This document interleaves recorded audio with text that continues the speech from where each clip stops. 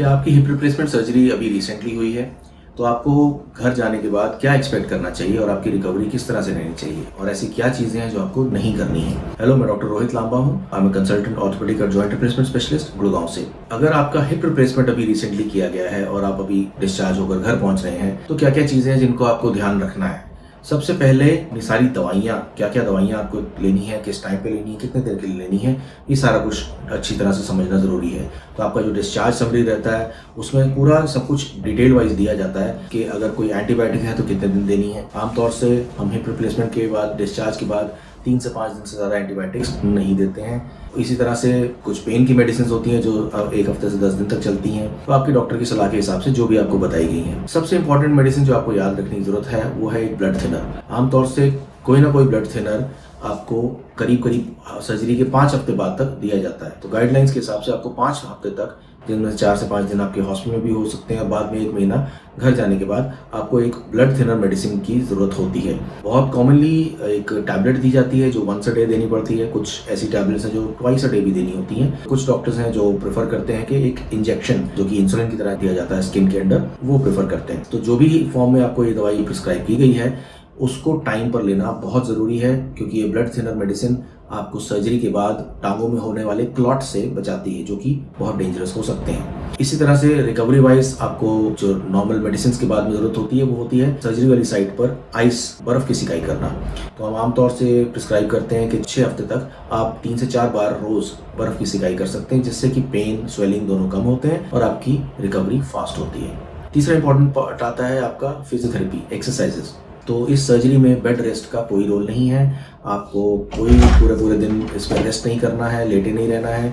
आप अपने कंफर्ट के हिसाब से घर के अंदर जितना चलना है चल सकते हैं, और जैसे जैसे आपकी इंप्रूवमेंट होती जाती है वैसे वैसे आप बिना सपोर्ट के भी चलना शुरू करते हैं। आमतौर से हम सजेस्ट करते हैं कि 2 से 3 हफ्ते एक वॉकर के साथ में, वॉकिंग फ्रेम के साथ में चलें। उसके बाद और 2 से 3 हफ्ते एक स्टिक लेके चलें। तो करीब 4 से 6 हफ्ते तक कुछ ना कुछ सपोर्ट लेके चलें, लेकिन आप इंडिपेंडेंटली ये इस सपोर्ट के साथ में चल सकते हैं। वॉशरूम जाना, वहाँ बैठना, ये सब नॉर्मल एक्टिविटीज़ हैं जो कि आप कर सकते हैं।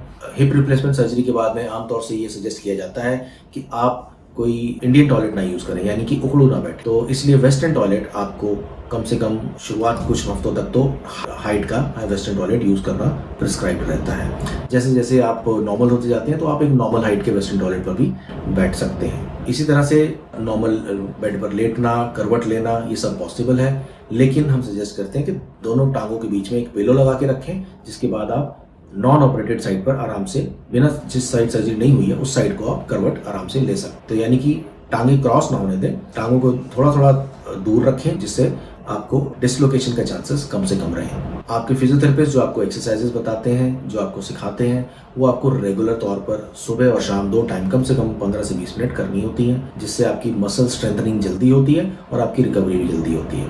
अब ये तो हो गई आपकी कुछ जो चीज़ें जो आपने करनी है। अब जो चीज़ें आपको अवॉइड करनी होती हैं टोटली, वो होती है कि अगर आप बेड पर लेटे हैं तो आप दोनों टांगे क्रॉस ना करें, हिप को बेंड करके दोनों टांगे क्रॉस करने की कोशिश ना करें। इसी तरह से अगर आप चेयर पर बैठे हैं तो बहुत लो हाइट की चेयर नहीं होनी चाहिए। अगर आप कार में बैठते हैं तो थोड़ी कार ऊंची रहनी चाहिए।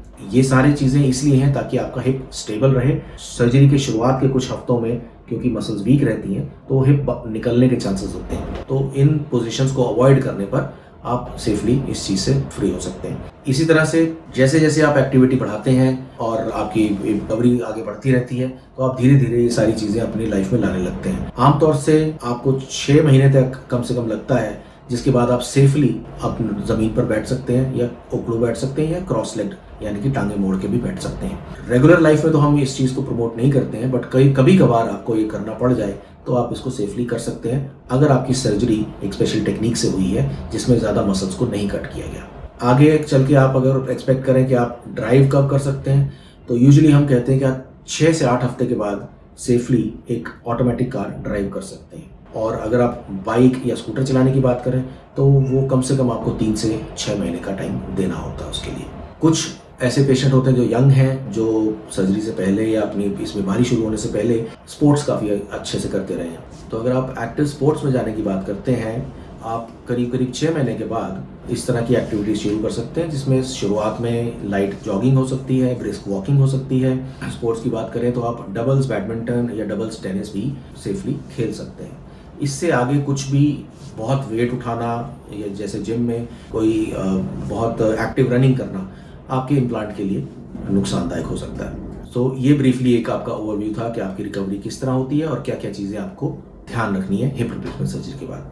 और कुछ भी ऐसे रिलेटेड क्वेश्चंस के लिए आप हमें व्हाट्सएप पे कांटेक्ट कर सकते हैं। Thank you.